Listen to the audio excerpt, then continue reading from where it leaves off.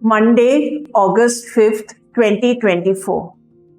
Dedication of Basilica of Saint Mary Major. Focus. The Lord has not sent you, and you have made this people trust in a lie. Hananiah, the false prophet, would make a pretty good TV debate anchor for our times.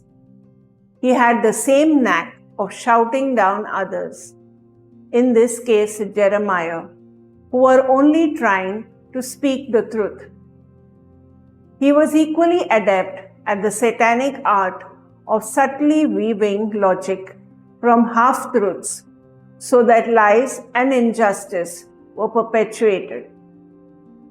It was true that God would save his people and that the power of Babylon would be overthrown.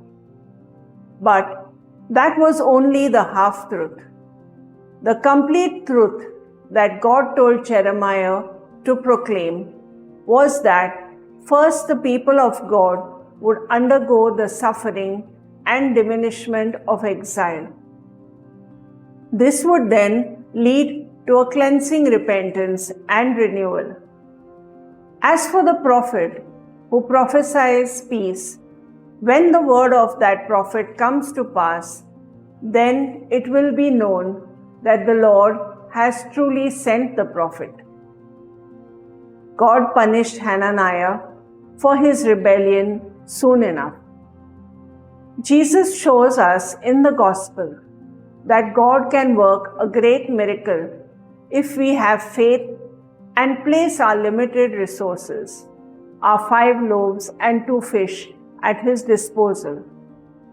Why depend on false prophets who twist the truth? God will work miracles for us if we but believe. Fruit.